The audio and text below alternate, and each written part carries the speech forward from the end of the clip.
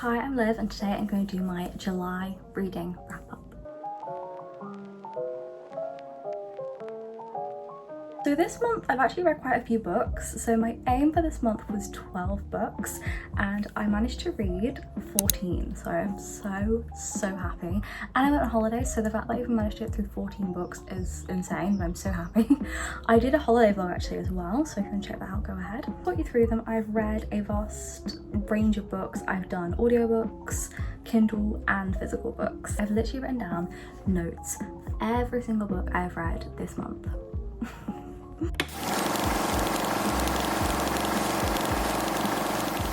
Let's start with the first book I read. So the first book I read was actually a paperback, and this was The Brothers Hawthorne by Jennifer Lynn Barnes.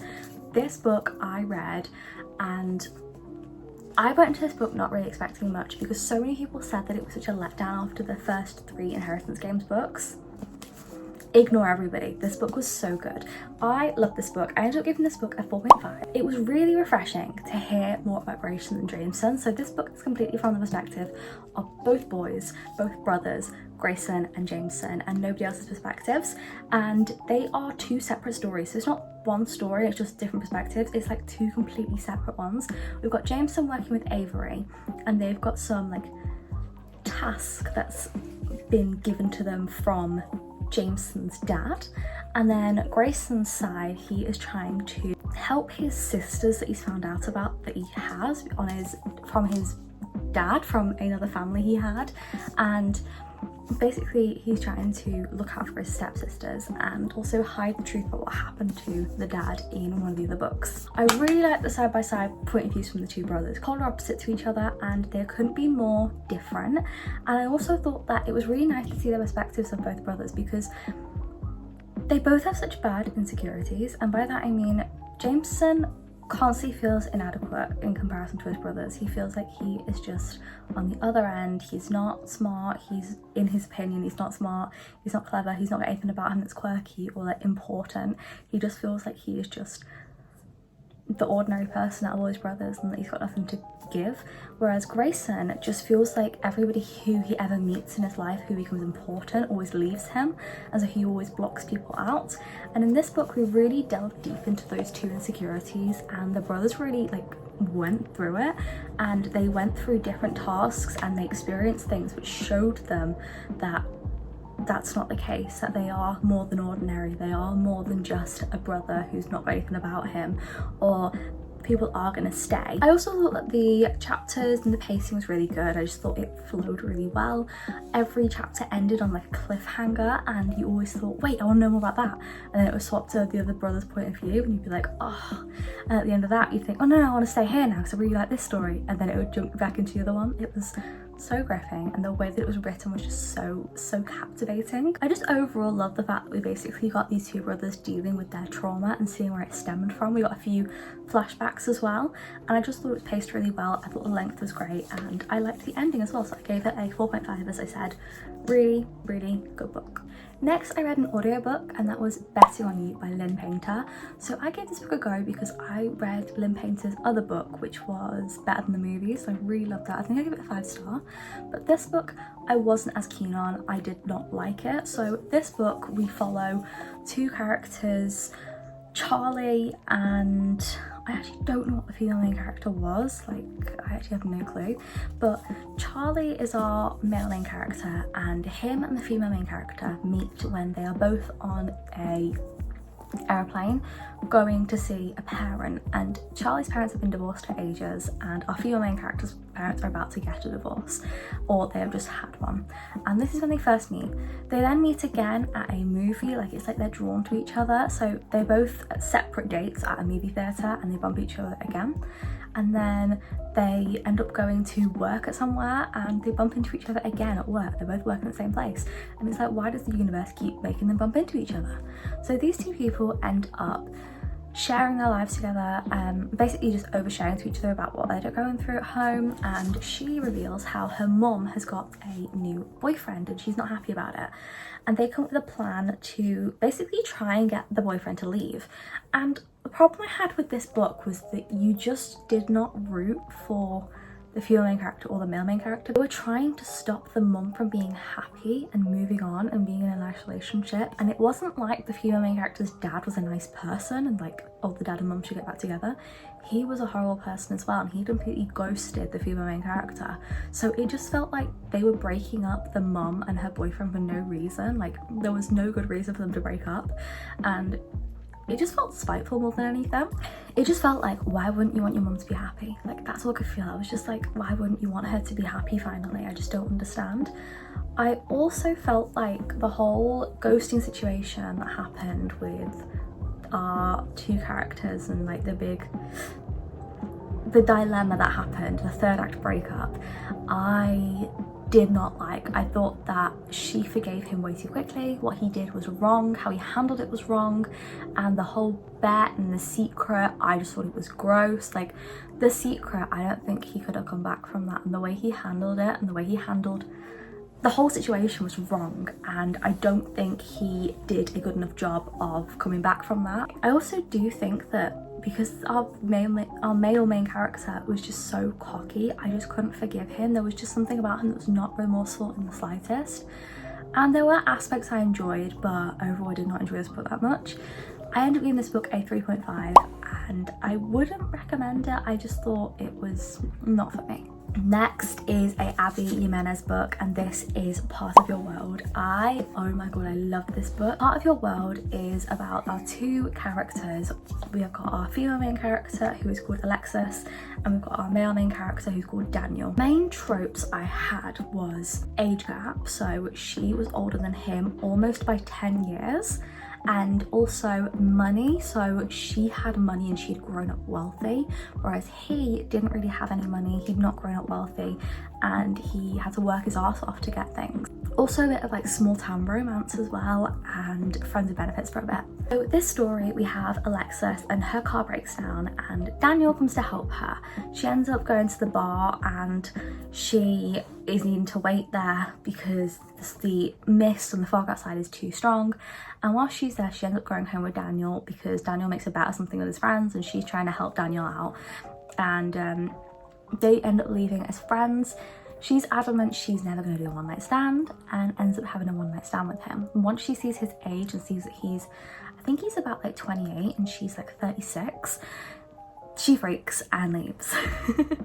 This book I honestly loved. I gave this book a 4.75, and my reasons behind this was this relationship was so wholesome, and it wasn't, as always with Abby Jimenez's books, it wasn't just the romance, like it wasn't just a romance book. So we had our two characters deal with their own issues. So we've got Alexis. Alexis is dealing with a breakup with her boyfriend. Her parents wanted to get back with the boyfriend even though he cheated on her. He is seen as this perfect person who's got a big position in the hospital. He's rich and he is the ideal boyfriend to be with, but he cheated on her and she doesn't want to be with him.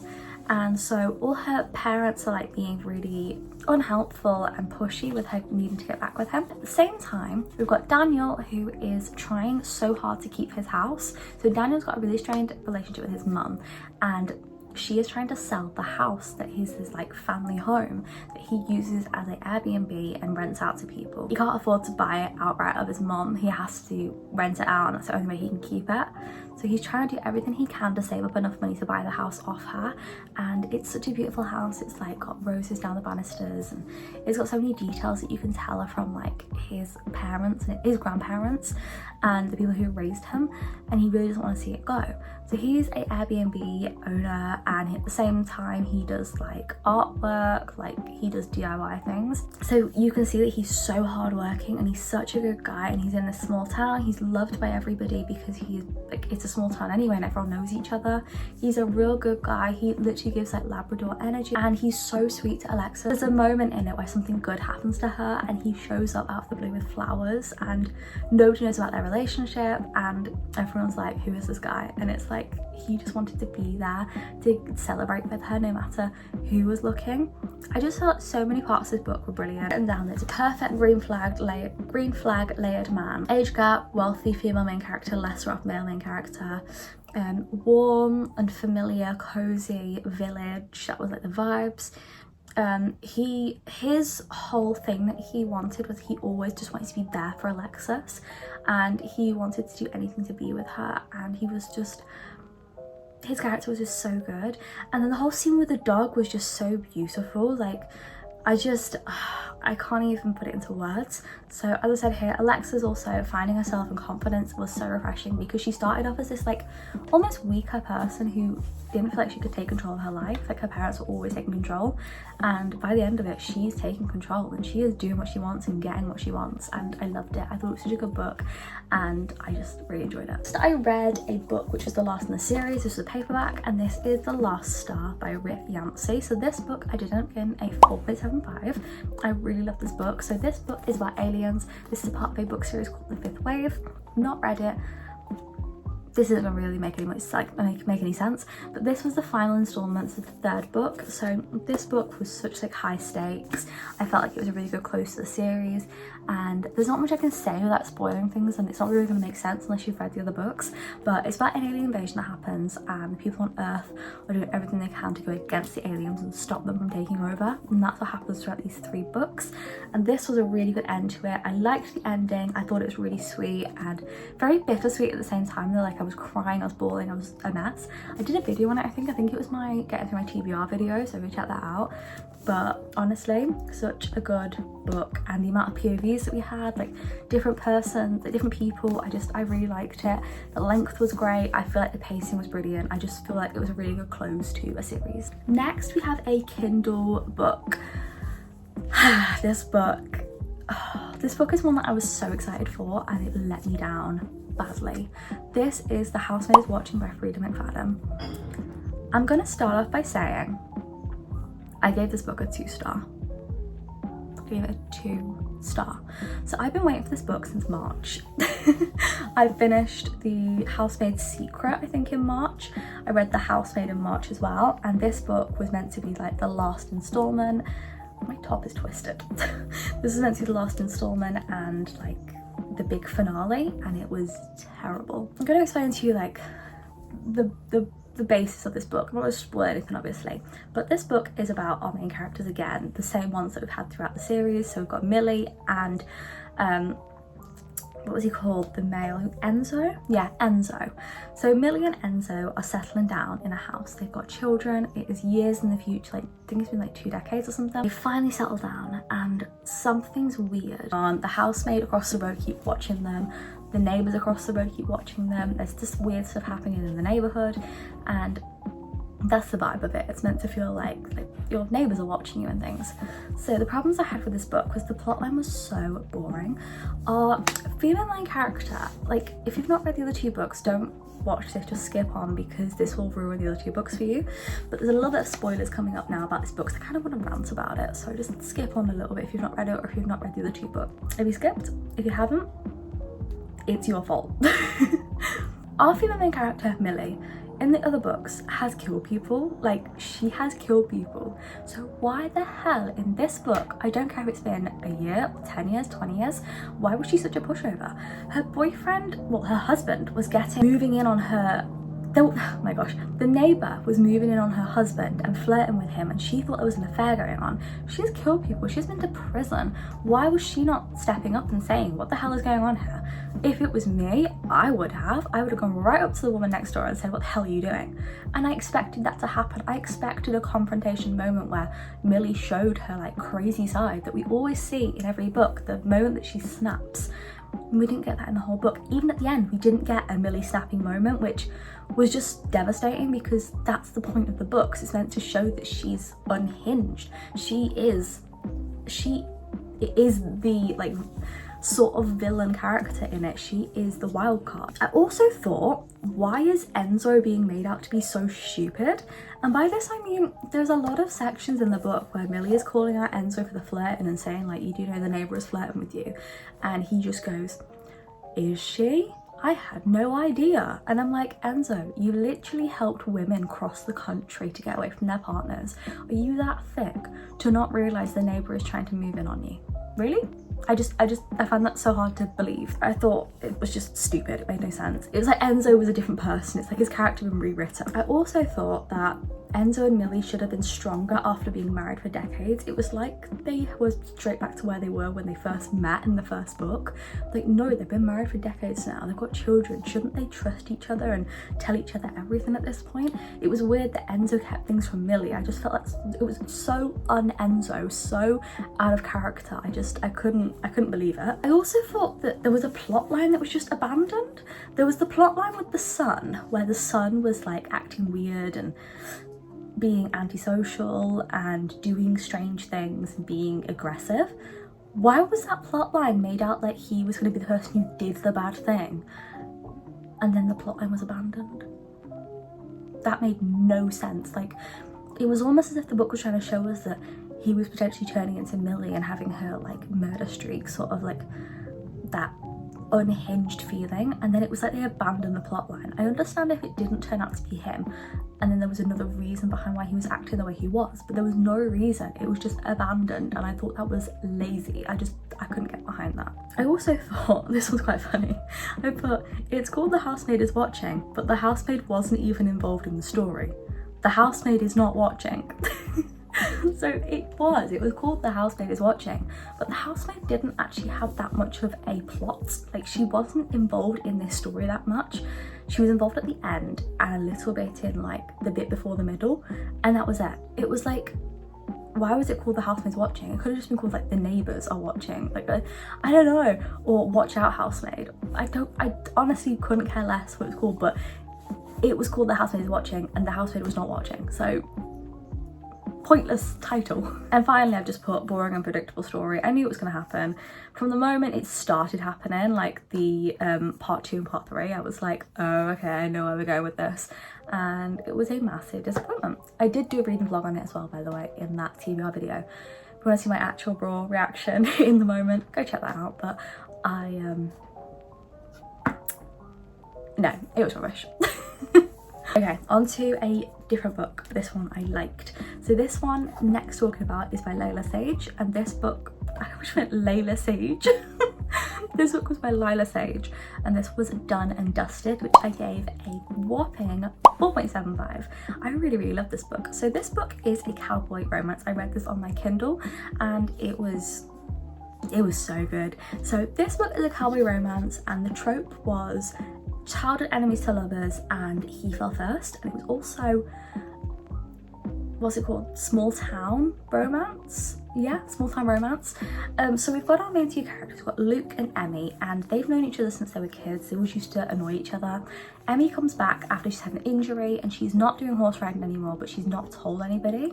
Luke figures it out and he decides to help train her back into being okay on a horse, and she's terrified after her accident and she doesn't want to ever have to fall off a horse again, and it was a complete fluke accident, and he is trying to help her find her confidence in riding again, and he is gonna train her.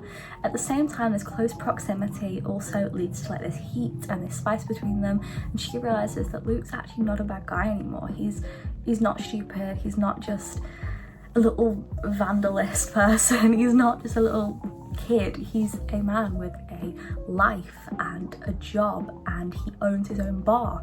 He's a decent guy and he helps with her panic attacks, and it's just such a beautiful book. I was crying my eyes out and I really liked it. Some people said this book was like insta love, but I felt like it wasn't. Like, I liked it and I liked the lead up. I was a little bit like, oh, that was a little bit quickly, but I liked how quickly it was because the book is very short. I read the whole book in one day and I didn't rush it. I started it at 5 p.m. one day and finished it by nighttime. Like, I was done with the book. It was such an easy read, so quick, and I would highly recommend. It was very spicy. I felt like the brother scene was perfect, and people might say like this and Wild Love are the same because it's also brother's best friend, and it's obviously cowboy romance and childhood friends, but it wasn't the same. Like, it was so different, and I would highly recommend it. And I just felt like the brother's reaction was so different as well to the one in Wild Love. I actually kind of preferred the one in Done and Dusted.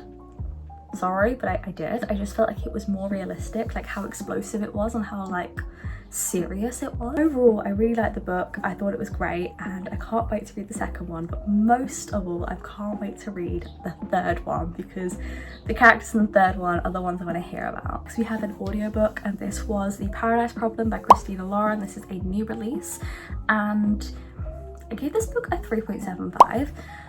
See, I didn't hate this book, but I didn't like this book either. It existed. So we've got our two main characters, and again, it's rich guy, poor girl, like we've got that dynamic, and it's a fake marriage. So these two characters, when they were in college, married so they could get housing, family housing in their like college, university area, and after college they were meant to have divorced. Turns out they didn't divorce. She didn't sign all the papers. Well, she signed all the papers but didn't take it to a lawyer, so it was never officially like divorced. They're not divorced yet. I've said the word divorce too many times, it doesn't feel like a real word anymore. He needs her to come on holiday with him and convince his family that they have been married ever since they're happily together. And he's been lying the whole time to them, pretending that he is in a marriage so they'll get off his back. So there's loads of stuff to do with like inheritance and like the rich lives of like his family members and sneaky deals and little bits and pieces. But overall, it is a rom-com through and through, and I feel like this is kind of like my 3 strikes and you're out like author, because I also read The HiI'mLiv and I gave it a 4. I liked it, but I feel like it was missing so much. Like, it was good, but it wasn't my favourite thing ever. And this was the same, but this was a little bit less. I didn't like the ending. I thought it was incredibly rushed, and so I gave it 3.75. Wasn't anything I'd run home about. Like, I would never write home about this book. I'd never really recommend it. It was just kind of a rom-com that I read. Yeah, that's that. Next we have a novel love story by Ashley Poston.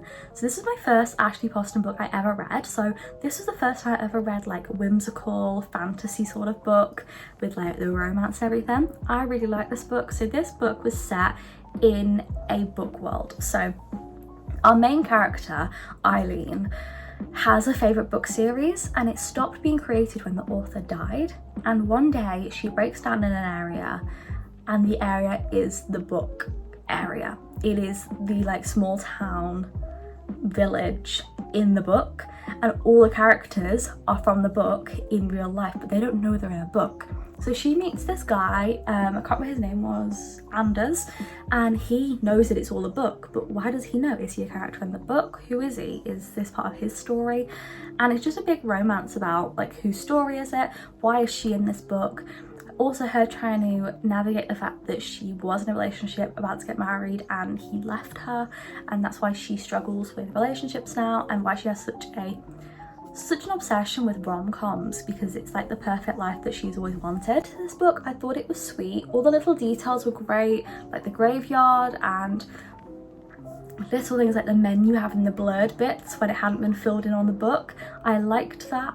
I liked all the characters. I felt like they were book characters. Like, it felt like if there was a book written of a character going into the world of Chestnut Springs, it was like the characters were written in the book as if they were book characters in a book, if that makes sense. It probably doesn't.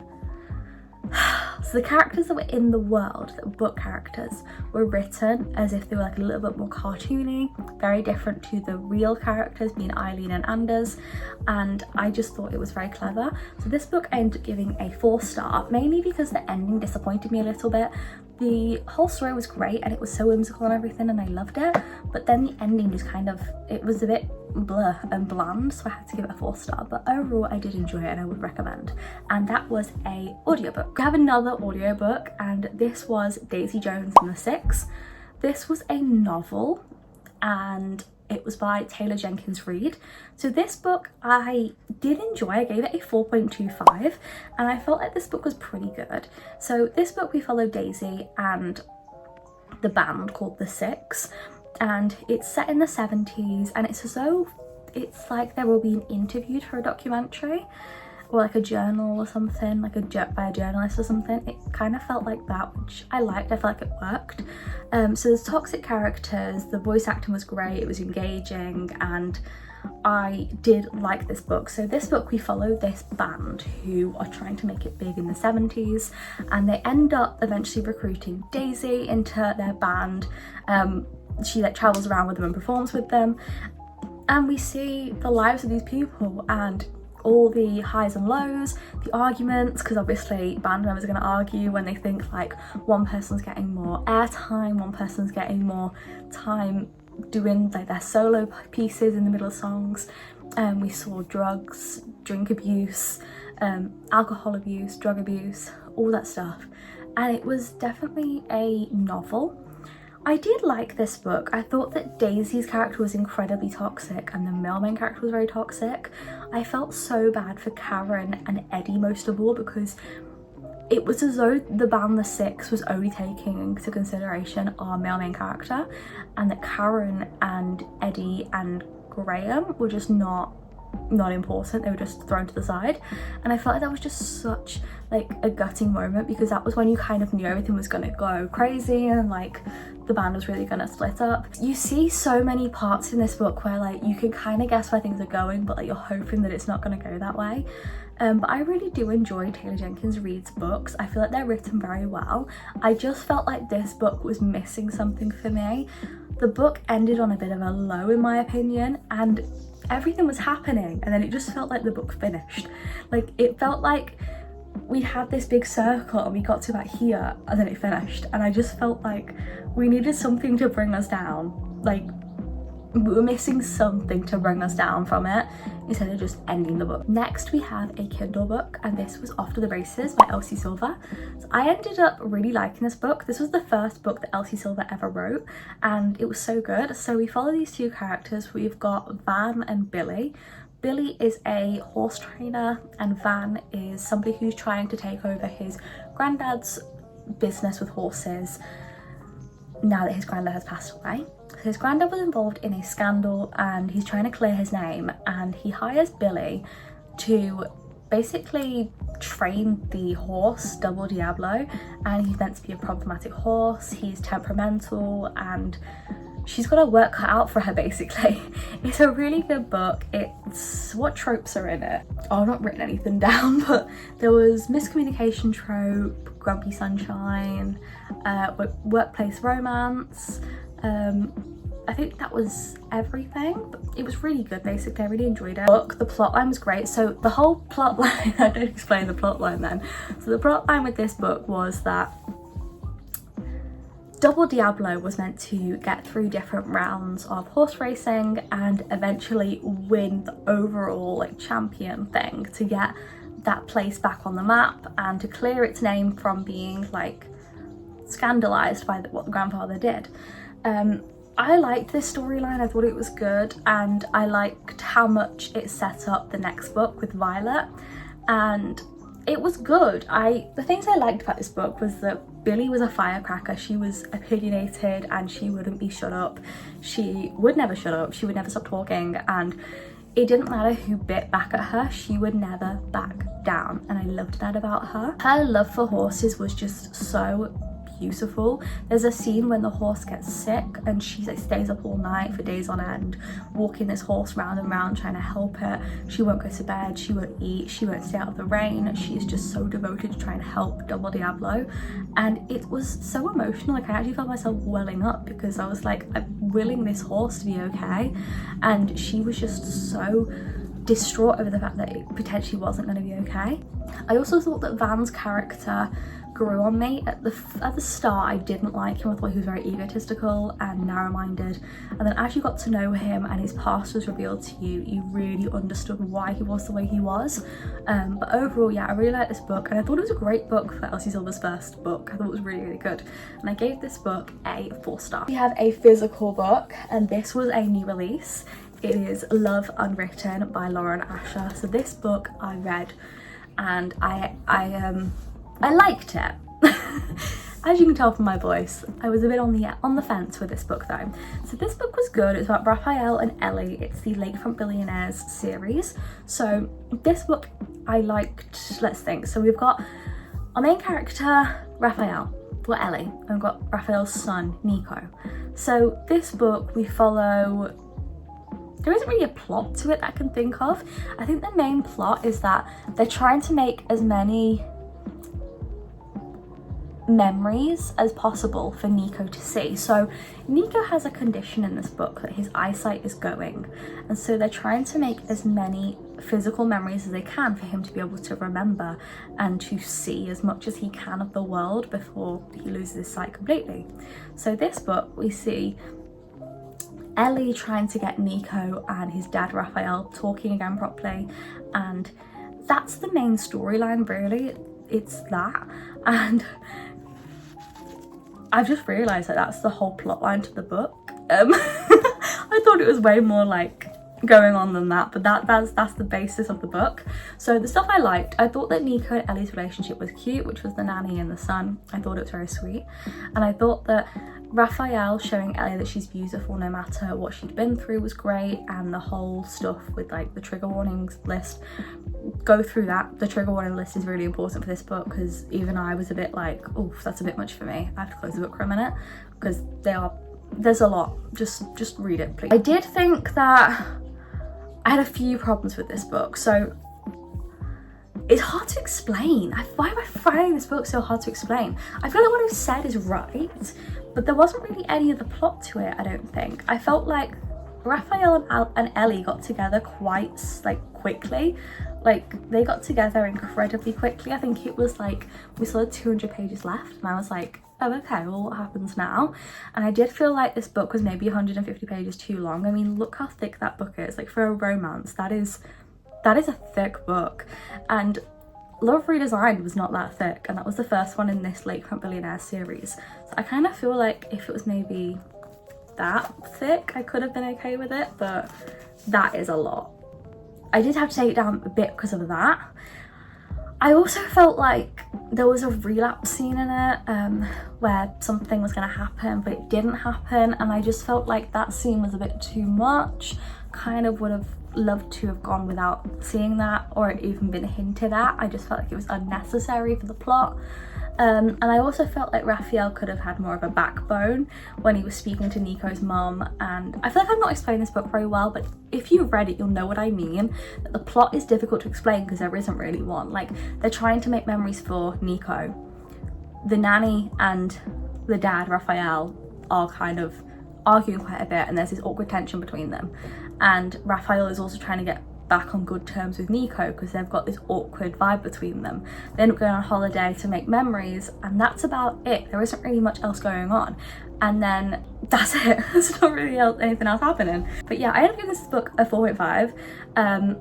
I kind of do agree with that. I don't know if I'd give it any lower, potentially. I know I wouldn't give it any higher, but I just felt like this book I had such high expectations for. I mean, Love Redesigned was a 5-star for me, and so this book didn't really meet any of my expectations. It was just way too long.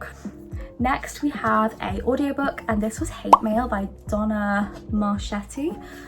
This book took me by surprise. I honestly didn't expect to love this book so much. So this book we followed our two characters, Luca and I'm not sure what she was called, but they are pen pals when they were in primary school, and years later they are still pen pals until one day Luca stops sending her letters, and then she's at work and one appears and it's from Luca, and he wanted to meet her but there's no return address, so he's just sending her letters and she can't send anything back. It's really good, and whilst this is happening she meets a guy called Jake who she falls for, and who's she going to pick? Is she going to pick Jake or Luca? And who is Luca? We've never met him, we've never seen him, we've never seen what he looks like, and it is so good. So how this book works is we have both point of views from Luca and our female main character. So the female main character is all in the now, and Luca's point of view is all from his letters, from the minute he started writing to the moment where he stopped being able to write to her and what happened. And it was just so good. The cartoon cover really caught me off guard, and I thought it was going to be just a sweet little romance, but it wasn't. It was so emotional. Like, I was crying. I gave this book a 4.5, and I just felt like it was just so good. So as I liked, the flashbacks from Luca's perspective was absolutely perfect. I don't know how she wrote it, but she just wrote it and it felt like Luca, like it felt spot on. I also thought that the plot was really engaging and really sweet and so adorable, and Luca was such a sweet character. Like, I honestly can't even put it into words. His character was amazing, and I loved the way that we found out all the plot twists. I just thought they were done really well. And I want to also say, I guessed the ending by 40%, but it wasn't one of those guesses where you're like, I've guessed the ending, great. It was, I've guessed the ending and I better be bloody right, because if I am, I'm gonna be really happy. So yeah, I gave this book a 4.5, really enjoyed it, would recommend.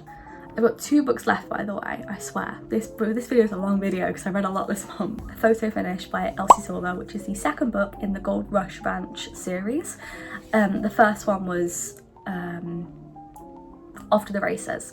So this book, there was a few tropes. So we had age gap and grumpy sunshine, and our male main character was in the military. So this book is about Violet and Cole. So Violet is the sister of Beau, Rhett and Cade in Chestnut Springs, just for a little background there. Our female main character Violet is a jockey, as we saw in the first book, and Cole is the brother of Van. And Cole is staying there for a bit at the ranch, and Violet ends up being injured and has to stay in the ranch house with Cole. So there's like, not shared bed, but like shared house, like close proximity. You know each other.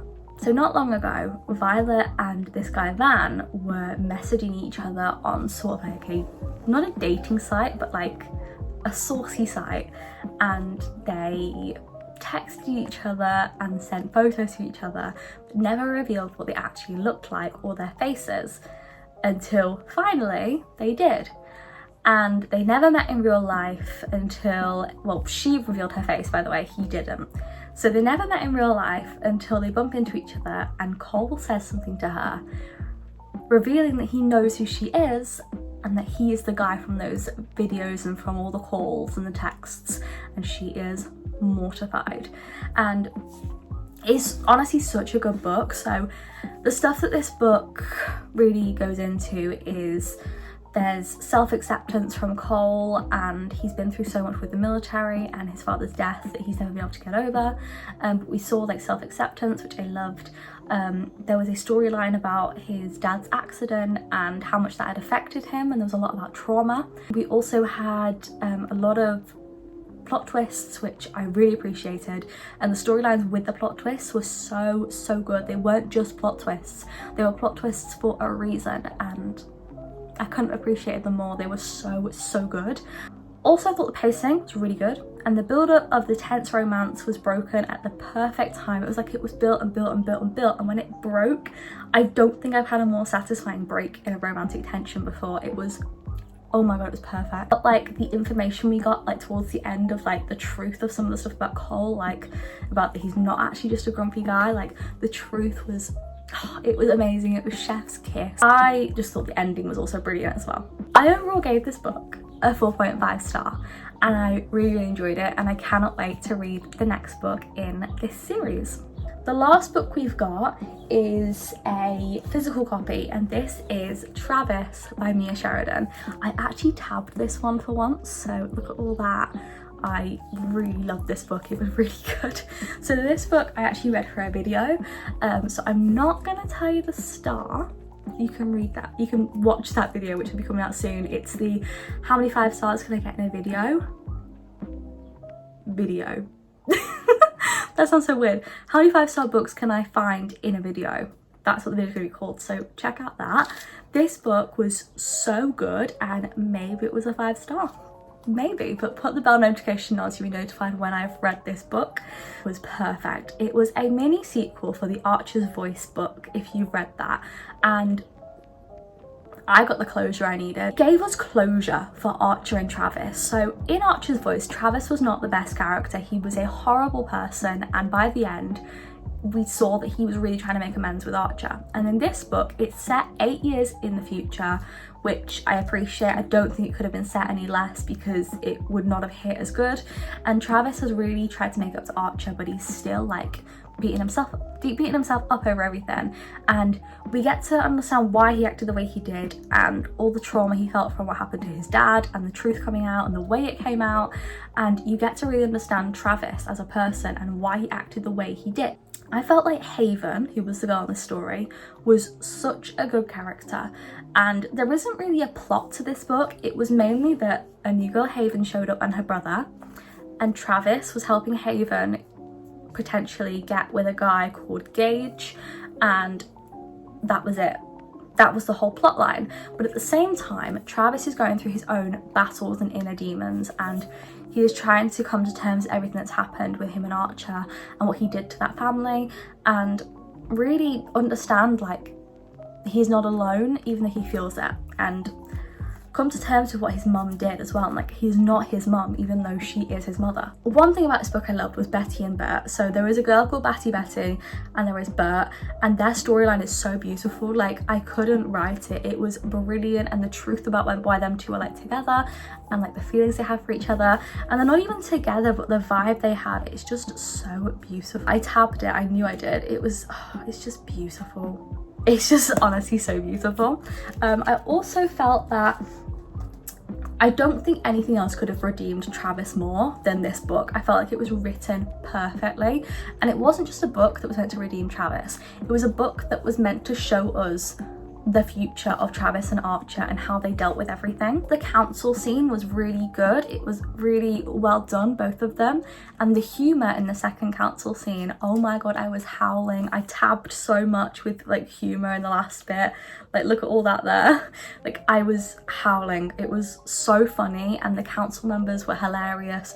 Just the people in the council meeting were so funny, and I feel like that's what happens when it's like small town romances. Like, it was just so funny. Haven's like reasons for things were, so Haven was a lover of plants and a lover of healthy food, and there was backstories and reasons why she loved healthy food and why she was so obsessed with helping plants and taking care of them. I loved that Bree and Archer and the kids were in this book. I just thought that their involvement in this book was, I loved it. I was so happy to see them again. And finally, I thought that Travis's arc was everything. He went from at the first being like this guy who mopes around and everything, to finally having a backbone, taking charge and being honest and saying, this is what I'm like, this is what I have done, here is everything that I am, take me for what I am. And I just thought it was such a good book. I really loved it. And again, I cannot tell you the stars, you'll have to watch that video to see the stars, but I really loved it. It was a really, really good book. And the tropes in this was friends with benefits, he fell first, and she likes somebody else. So as I said, he's like trying to get her with somebody, and he likes her. And at the same time, they're friends with benefits because they can't keep their hands off each other. That was all the books for this video. I hope you have enjoyed. That was everything I read this month. Really long video, I'm so sorry. I'm actually really tired now after talking for that long. I talked for 50 minutes. I'll see you guys soon in another video, and go check out last week's video and subscribe, put notifications, click the notification bell to turn notifications on, and I will see you guys pretty soon with another video.